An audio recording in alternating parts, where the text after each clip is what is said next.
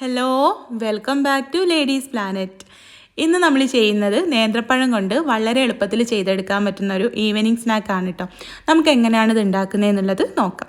വീഡിയോയിലേക്ക് പോകുന്നതിൻ്റെ മുൻപായിട്ട് ചാനൽ സബ്സ്ക്രൈബ് ചെയ്യാത്തവർ സബ്സ്ക്രൈബ് ചെയ്ത് സപ്പോർട്ട് ചെയ്യുക. വീഡിയോ ഇഷ്ടപ്പെടുകയാണെങ്കിൽ ആ ലൈക്ക് ബട്ടൺ ഒന്ന് ക്ലിക്ക് ചെയ്യുക. അപ്പോൾ ഇത് ഉണ്ടാക്കാനായിട്ട് ഞാനിവിടെ അരക്കപ്പ് ഗോതമ്പ് പൊടി ഒരു ബൗളിലേക്ക് ചേർത്തിട്ടുണ്ട്. ഇതിലേക്ക് അരക്കപ്പ് റവ ചേർത്ത് കൊടുക്കാം. റവ വറുത്തതോ വറുക്കാത്തതോ എടുക്കാം കേട്ടോ. ഇനി മീഡിയം സൈസിലുള്ളൊരു നേന്ത്രപ്പഴം വളരെ ചെറുതാക്കി അരിഞ്ഞെടുത്തത് ഇതിലേക്ക് ചേർത്ത് കൊടുക്കാം. മധുരത്തിന് ആവശ്യമായിട്ടുള്ള പഞ്ചസാര ചേർക്കാം. ഞാനിവിടെ 3 ടേബിൾ സ്പൂൺ പഞ്ചസാരയാണ് കേട്ടോ ഇതിലേക്ക് ചേർക്കുന്നത്.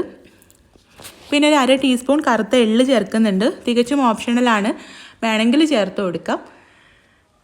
പിന്നെ ഒരു നുള്ളു ഉപ്പും കൂടെ ചേർത്തിട്ട് നമുക്കിതെല്ലാം കൂടെ നല്ല പോലെ ഒന്ന് മിക്സ് ചെയ്തെടുക്കാം. നിങ്ങൾക്ക് വേണമെങ്കിൽ ഇതിലേക്ക് ഒരു നുള്ളു ബേക്കിംഗ് സോഡ ചേർത്ത് കൊടുക്കാം, ഒന്നുകൂടെ സോഫ്റ്റായിട്ട് കിട്ടാൻ വേണ്ടിയിട്ട്.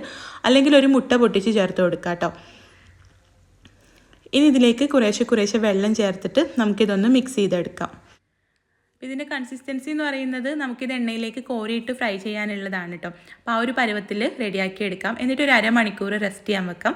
അരമണിക്കൂറിന് ശേഷം നമ്മളിത് എടുക്കുമ്പോൾ ഡ്രൈ ആയിട്ടുണ്ടെങ്കിൽ ഒന്നുകൂടെ വെള്ളം ചേർത്ത് ലൂസാക്കി എടുക്കണം കേട്ടോ.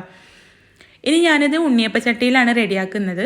അപ്പോൾ അതിന് വേണ്ടിയിട്ട് ഉണ്ണിയപ്പച്ചട്ടിയിൽ കുഴികളിലൊക്കെ കുറേശ്ശെ എണ്ണ ഒഴിച്ചു കൊടുത്തിട്ടുണ്ട്. എന്നിട്ട് അതിലേക്ക് ബാറ്റർ ഒഴിച്ചു കൊടുക്കുകയാണ് കേട്ടോ. അല്ലെങ്കിൽ ഒരു കുഴിയുള്ള ചീനച്ചട്ടിയിൽ എണ്ണ ഒഴിച്ചിട്ട് അതിലേക്ക് സ്പൂൺ കൊണ്ട് കോരിയിട്ടാലും മതി കേട്ടോ.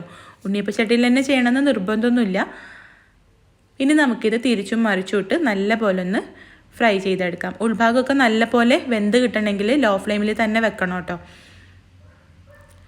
അപ്പോൾ ഇത്രയേ ഉള്ളൂ, നമ്മുടെ ഈ ഒരു സ്നാക്ക് റെഡി ആയിട്ടുണ്ട്. തീർച്ചയായിട്ടും ട്രൈ ചെയ്ത് നോക്കാം കേട്ടോ. എപ്പോഴും നമ്മൾ നേന്ത്രപ്പഴം കൊണ്ടൊക്കെ പഴംപൊരിയാണല്ലോ ഉണ്ടാക്കുന്നത്. അപ്പോൾ ഈ രീതിയിലൊക്കെ നമുക്കിനി ഉണ്ടാക്കാം. നിങ്ങൾക്ക് ഗോതമ്പ് പൊടിക്ക് പകരം മൈദ വേണമെങ്കിലും എടുക്കാം കേട്ടോ.